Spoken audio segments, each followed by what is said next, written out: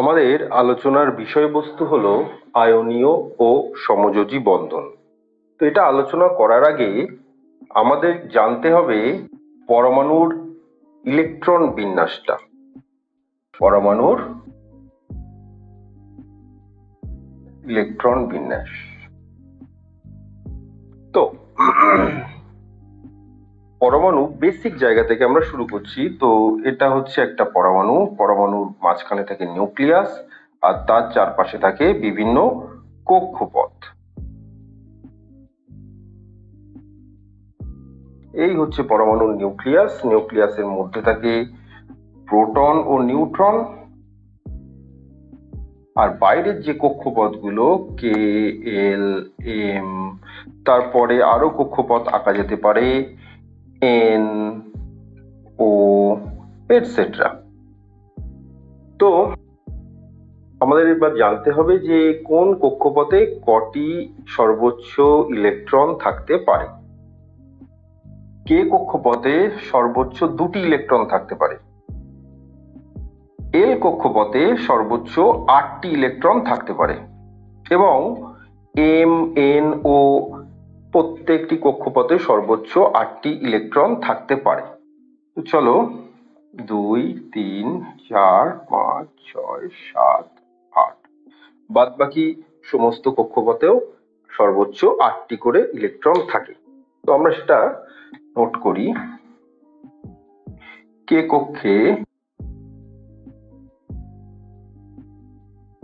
কক্ষে সর্বোচ্চ ইলেকট্রন সংখ্যা 2টি, এল, এম, এন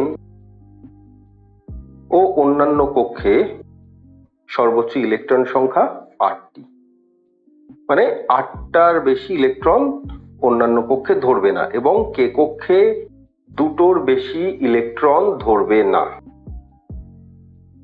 ওকে, তাহলে কোনো পরমাণুতে যদি 5টা ইলেকট্রন থাকে, কোনো পরমাণুতে যদি 5টা ইলেকট্রন থাকে, তাহলে সে তার বিন্যাসটা কেমন হবে? তাহলে আমরা পরিষ্কার বলতে পারি কে কক্ষপথে 2টো ইলেকট্রন থাকবে আর বাকি 3টি ইলেকট্রন থাকবে এল কক্ষপথে। সর্বোচ্চ ধরতে পারে কটা? 8টা, কিন্তু থাকবে কটা? 3টে। কোনো পরমাণুর ইলেকট্রন সংখ্যা যদি হয় 10, তবে কে কক্ষে থাকবে 2টি ইলেকট্রন এবং বাকি 8টি ইলেকট্রন থাকবে এল কক্ষে। যদি হয় কোনো পরমাণুতে ইলেকট্রন সংখ্যা 15, তাহলে কি হবে? 2টি ইলেকট্রন থাকবে কে কক্ষে, 8টি ইলেকট্রন থাকবে এল কক্ষে। তাহলে 8 আর 2 10, বাকি 5টা ইলেকট্রন থাকবে এম কক্ষে। ওকে, তো আমরা এরকম বলছি যে পরমাণুতে অমুক ইলেকট্রন থাকবে, অমুক ইলেকট্রন থাকবে। তো আমরা এবার জানবো যে কোন পরমাণুতে কটি ইলেকট্রন থাকে, তার একটা চার্ট আমরা প্রথমে তৈরি করব।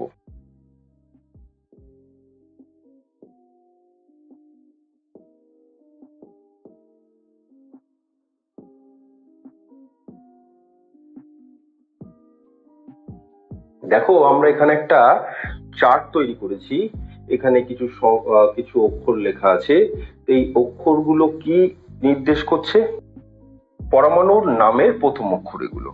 যেমন এইচ, হাতে hydrogen, helium, lithium, beryllium, boron, carbon, nitrogen, oxygen, fluorine, neon, sodium, magnesium, aluminium, silicon, phosphorus, sulphur, chlorine, argon, potassium, calcium.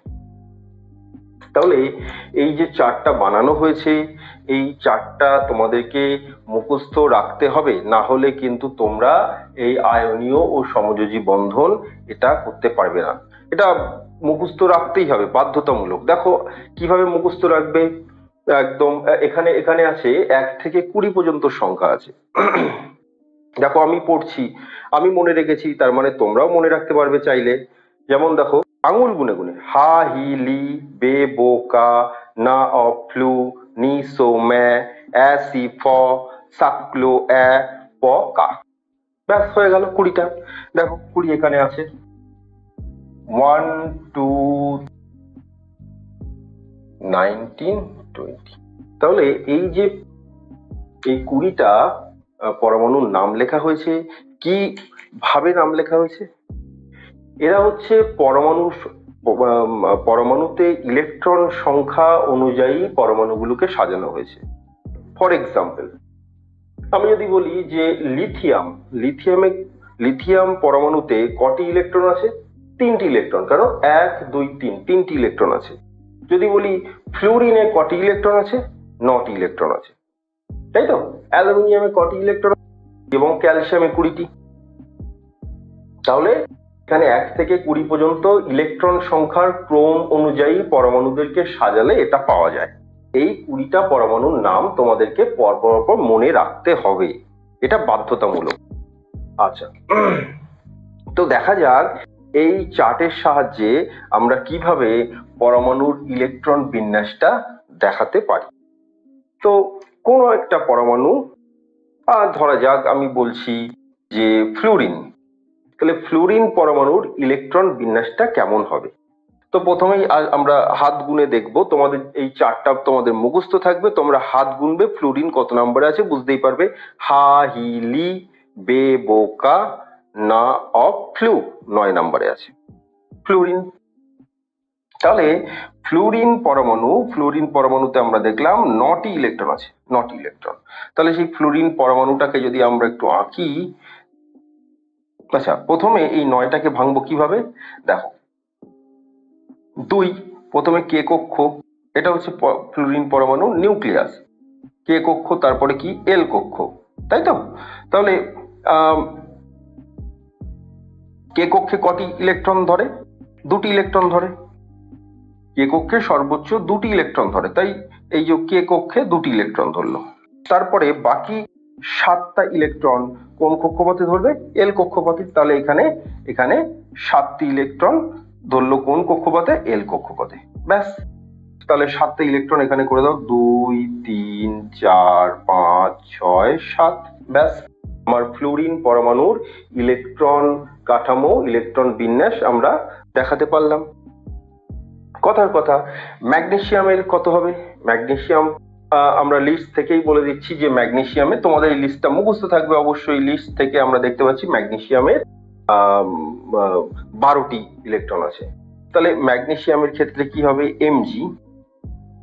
MG কি আছে? 12টি ইলেকট্রন। তাহলে এই 12টি ইলেকট্রনটাকে আমরা যদি ভাঙি তাহলে কি হবে? দুটো প্রথম কক্ষপথে, দুটোর বেশি থাকেই না। তারপরের কক্ষপথে থাকে 8টা, 8টার বেশি তারপরে কক্ষপথে থাকে না। শুধু পরের কক্ষপথ কেন, কোনো কক্ষপথে তারপরে আর 8টার বেশি থাকে না। তাহলে 8 আর 2 10, বাকি দুটো থাকবে পরের কক্ষপথে। তাহলে এর ক্ষেত্রে আর একটা কক্ষপথ এখানে লাগবে। তাহলে ম্যাগনেসিয়ামের ক্ষেত্রে কি হলো? প্রথম কক্ষপথে 2টি, পরের কক্ষপথে 8টি করে দাও, এখানে আর একটা করে দাও। আর এম কক্ষপথে কটি থাকবে? 2টি ইলেকট্রন। এই যে ধরো 2টো ইলেকট্রন করে দিলাম এম কক্ষপথে, তাহলে থাকবে 2টি ইলেকট্রন। ক্যালসিয়াম পরমাণুর ইলেকট্রন বিন্যাসটা আমরা দেখতে চলেছি। তাহলে চলো, ক্যালসিয়াম এতে কটি আছে? 20টি ইলেকট্রন আছে। তাহলে এই 20টাকে যদি আমি ভাঙি কি পাচ্ছি? 2 + 8, 8টার বেশি তো থাকবে না, তারপরেরটাও 8টার বেশি থাকবে না। তাহলে 2 + 8 10 আর 8 18। তাহলে দেখি এটা কিরকম ব্যাপারটা হচ্ছে। কে কক্ষপথে 2টি, এল কক্ষপথে 8টি, তারপরে এম কক্ষপথে 8টি, আর এন কক্ষপথে 2টি ইলেকট্রন আছে। তাহলে এর ক্ষেত্রে আবার একটা তোমার কক্ষপথ অ্যাড হবে। ক্যালসিয়ামের ক্ষেত্রে আর একটা কক্ষপথ অ্যাড হবে। তাহলে এখানে এম কক্ষপথে আমার 8টা ইলেকট্রন থাকবে।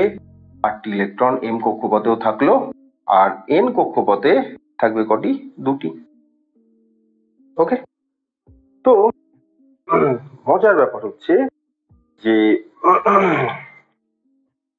এই যে পরমাণুর বাইরের যে কক্ষপথ আমরা যেটা দেখতে পাচ্ছি, একদম পরমাণুর বাইরে যে মানে শেষ যে কক্ষপথটা, সেই কক্ষপথটা তে যতগুলো ইলেকট্রন থাকে সেটাই কিন্তু তার যোজ্যতা নির্দেশ করে।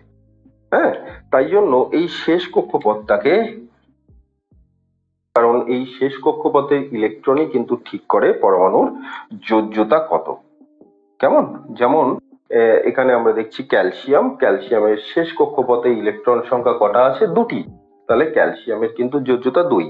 যাই হোক, সেই বিষয়ে আমরা ঢুকছি না। এবার এই লিস্টের মধ্যে আমরা দেখব যে এই যে হিলিয়াম, এখানে আছে তোমার নিয়ন এবং আর্গন, এই তিনটে পরমাণুর ক্ষেত্রে আমরা একটা বিশেষ জিনিস দেখব। তো দেখা যাক এদের ইলেকট্রন কাঠামোটা করে দেখি সেই বিশেষ জিনিসটা কি। তো প্রথমে আসছি আমরা হিলিয়াম।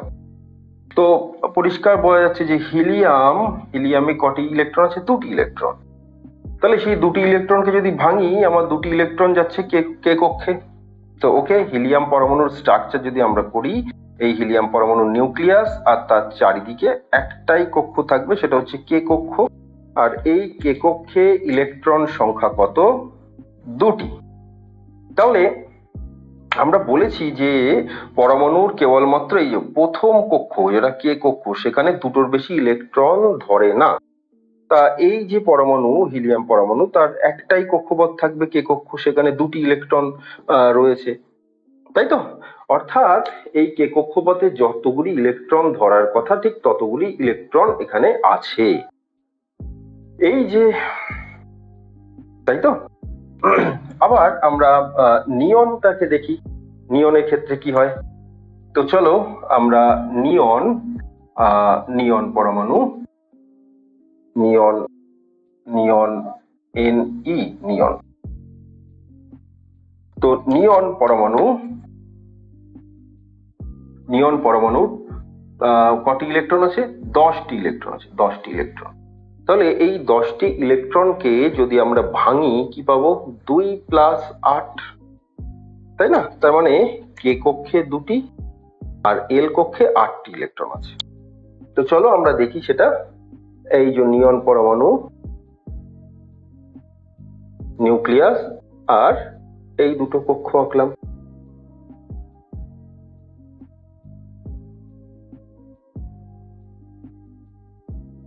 তো এটা হচ্ছে কে কক্ষ, এটা এল কক্ষ। তো কে কক্ষে কটি ইলেকট্রন থাকে? 2টি ইলেকট্রন। আর বাকি 8টা ইলেকট্রন কোন কক্ষ থাকবে? এল কক্ষে। 3, 4, 5, 6, 7, 8। তাহলে দেখো এই এল কক্ষে সর্বোচ্চ ধরে 8টি ইলেকট্রন, এখানে 8টি ইলেকট্রনই কিন্তু আছে। এখানে হিলিয়ামের ক্ষেত্রে একটি কক্ষপথ ছিল কে কক্ষপথ, সেখানে 2টি ইলেকট্রন ধরে 2টি ইলেকট্রনই ছিল। নিয়নের ক্ষেত্রে আমরা দেখলাম যে তার যে শেষ কক্ষপথ, সেখানে 8টা ইলেকট্রনই আছে। ওকে, এবার চলে আসি আর্গনের ক্ষেত্রে।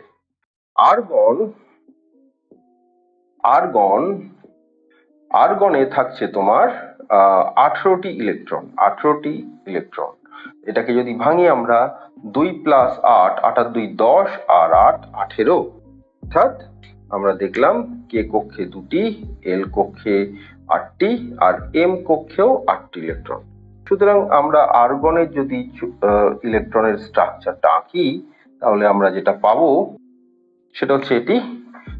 এবং 1, 2, 3, 4, 5, 6, 7, 8। ব্যাস, তাহলে এখানেও 8টি ইলেকট্রন ধরে, 8টি ইলেকট্রনই আছে। তাহলে এই যে পার্টিকুলার এই যে হিলিয়াম, নিয়ন এবং আর্গন, এদেরকে আমরা একটা নাম দিই, এদেরকে বলি আমরা নিষ্ক্রিয় গ্যাস। এই পার্টিকুলার এই 3টে পরমাণুকে, আরো আছে, আমরা 3টে নিয়ে আপাতত আলোচনা করছি। নিষ্ক্রিয় গ্যাস বা নোবেল গ্যাস বা বিরল গ্যাস। কেন নাম এরকম হয়েছে? কেন? কারণ এরা এই পরমাণুগুলো রাসায়নিক বিক্রিয়ায় অংশগ্রহণ করে না, কোনো রকমের রাসায়নিক বিক্রিয়ায় অংশগ্রহণ করে না। কেন করে না? কারণ আমরা দেখতে পাচ্ছি এদের শেষ যে কক্ষপথ, সেই কক্ষপথটা ইনকমপ্লিট নয়, একদম completely filled up by the electron. মানে শেষ কক্ষপথে যতগুলো ইলেকট্রন ধরে ততগুলো ইলেকট্রনই আছে। তাহলে এই রকম পরমাণুরা আমার রাসায়নিক বিক্রিয়ায় কোনো রকম ভাবে অংশগ্রহণ করে না বলেই এরা নিষ্ক্রিয়। ওকে, তো এবার অন্যান্য পরমাণুগুলোর কিন্তু ক্ষেত্রে সেটা হবে না। অন্যান্য পরমাণুগুলোতে কিন্তু শেষ কক্ষপথে যতগুলো ইলেকট্রন ধরার কথা ততগুলো ইলেকট্রন ধরে না, থাকার কথা ততগুলো ইলেকট্রন থাকে না, তার থেকে কম থাকে। ওকে, তো তাহলে সব পরমাণুই কিন্তু চায় এই নিষ্ক্রিয় হতে মানে কি, নিষ্ক্রিয় পরমাণুর মতো ইলেকট্রন কাঠামো লাভ করতে। তুমি তো বুঝতেই পারছো পরমাণুর ধরো আমি একটা এক্সাম্পল দিচ্ছি, এর মধ্যে আমি ধরো অ্যালুমিনিয়াম দিয়েই এক্সাম্পল দিচ্ছি। আমি দেখলাম নিয়নের ক্ষেত্রে সুন্দরভাবে শেষ কক্ষপথে 8টি ইলেকট্রনই আছে, কিন্তু অ্যালুমিনিয়ামের ক্ষেত্রে আমরা যদি দেখি অ্যালুমিনিয়াম, তাহলে ওর ইলেকট্রন সংখ্যা হচ্ছে 13, তাহলে 2 + 8 + 3, তাহলে অ্যালুমিনিয়ামের শেষ কক্ষে আছে 3টি ইলেকট্রন। কক্ষপথটার নাম কি? KLM। এম কক্ষপথে ধরে কটা ইলেকট্রন? 8টা ইলেকট্রন। আছে কটা? 3টে ইলেকট্রন। তার মানে এম কক্ষপথটা কমপ্লিটলি ভর্তি নয় ইলেকট্রন দ্বারা। তো এই যে শেষ কক্ষপথে যে ইলেকট্রন, এই ইলেকট্রনগুলোই কিন্তু রাসায়নিক বিক্রিয়ায় অংশগ্রহণ করে। তাহলে এই অ্যালুমিনিয়ামের স্ট্রাকচারটা যদি আঁকা যায়, তাহলে অ্যালুমিনিয়ামের পরমাণুর কেন্দ্র এটা নিউক্লিয়াস, কে কক্ষ, এল কক্ষ, এম কক্ষ। তাহলে কে কক্ষ, এল কক্ষ, এম কক্ষ। তাহলে এই যে এতে দুটি ইলেকট্রন থাকছে, এখানে থাকছে 8টি ইলেকট্রন, আর এখানে থাকছে 3টি ইলেকট্রন। সেই 3টে ইলেকট্রনই কিন্তু রাসায়নিক বিক্রিয়ায় অংশগ্রহণ করবে। এই 3টে ইলেকট্রনই কেবলমাত্র রাসায়নিক বিক্রিয়ায় অংশগ্রহণ করবে, অন্য পরমাণুর সাথে রাসায়নিক বিক্রিয়ায় অংশগ্রহণ করবে। তো কেন? কারণ এই কক্ষপথটি কমপ্লিট নয়, ইলেকট্রন দ্বারা ভর্তি নয় আর কি, কমপ্লিটলি ফিল্ড আপ নয়। তো বেসিক্যালি সব পরমাণুই কি চাই বললাম? সব পরমাণুই চায় তার নিকটবর্তী যে নিষ্ক্রিয় গ্যাস আছে সেই নিষ্ক্রিয় গ্যাসের মতো ইলেকট্রন কাঠামো লাভ করতে। অর্থাৎ এই যে হিলিয়ামের নিকটবর্তী কি আছে? Hydrogen, lithium, beryllium. তাহলে এরা কি চায়? তার নিকটবর্তী নিষ্ক্রিয় গ্যাস কে আছে? হিলিয়ামের মতো ইলেকট্রন কাঠামো লাভ করতে চায়। অর্থাৎ সবসময় এদের টেন্ডেন্সি থাকবে যে আমার শেষ কক্ষপথে যেন 2টো ইলেকট্রনই থাকে। ওকে, একে বলে দ্বৈত সূত্র। তাহলে দ্বৈত সূত্র কি? দ্বৈত সূত্র হচ্ছে হিলিয়ামের কাছে যে সমস্ত পরমাণু আছে অর্থাৎ হাইড্রোজেন, লিথিয়াম, বেরিলিয়াম, এরা চাইবে যে হিলিয়ামের মতো ইলেকট্রন কাঠামো লাভ করতে। অর্থাৎ বাইরের কক্ষপথে 2টো ইলেকট্রন রাখতে চাইবে, তাই তো? এটাকে বলছি দ্বৈত সূত্র। এবার এই দিকে আমরা আসছি। তো এরপরে এই যে পরমাণুগুলো আছে বা এই দিকে যে পরমাণুগুলো আছে, এরা চাইবে কি? তাদের যে কাছে যে নিষ্ক্রিয় গ্যাসটা আছে নিয়ন, সেই নিয়নের মতো ইলেকট্রন কাঠামো লাভ করতে। অর্থাৎ বাইরের কক্ষে 8টি ইলেকট্রন রাখতে চাইবে। কারা? এই নিয়নের কাছাকাছি যারা আছে সেই পরমাণুগুলো। তাছাড়াও এই দিকে যে সমস্ত পরমাণুগুলো আছে তারা কি চাইবে? তাদের কাছে যে নিষ্ক্রিয় গ্যাসটি আছে, যেমন ধরো এরা silicon, phosphorus, sulphur, chlorine, potassium, calcium, এদের যে কাছে যে নিষ্ক্রিয় গ্যাসটি আছে, নিষ্ক্রিয় পরমাণুটি আছে আর্গন, এই আর্গনের মতো ইলেকট্রন কাঠামো লাভ করতে, তাই তো? তো এটা সব পরমাণুর টেন্ডেন্সি যে তাদের কাছের পরমাণু মতো ইলেকট্রন কাঠামো লাভ করার চেষ্টা করে তারা। তো এই যে এরা যারা তাদের কাছের নিষ্ক্রিয় গ্যাসের মতো ইলেকট্রন কাঠামো লাভ করে তাদেরকে আমরা বলি অষ্টক সূত্র। কেন? কারণ কারণ নিয়ন বলো বা আর্গন বলো, ওদের কি আছে, শেষ বাইরের কক্ষে 8টি ইলেকট্রন আছে। তাই জন্য এরা চাইবে কি, যেন তার তাদের বাইরের কক্ষে 8টি ইলেকট্রন থাকে, বা এরাও তাই চাইবে। এই যে আর্গনের ইলেকট্রন স্ট্রাকচার, বাইরে কক্ষে 8টি ইলেকট্রন আছে, তো এরাও সব চাইবে যে তাদের বাইরের কক্ষে যেন 8টি ইলেকট্রন থাকে। তাই সেটাকে আমরা বলছি অষ্টক সূত্র। অর্থাৎ সব পরমাণুই চাইবে তার নিকটবর্তী নিষ্ক্রিয় গ্যাসের মতো যেন ইলেকট্রন কাঠামো তারা লাভ করতে পারে। যদি করে তারা, তবে তারা আর রাসায়নিক বিক্রিয়ায় ফার্দার অংশগ্রহণ করবে না। তো চলো আমরা তাহলে এই ক্লাসে পরমাণুর ইলেকট্রন বিন্যাসটা ভালো করে বুঝলাম।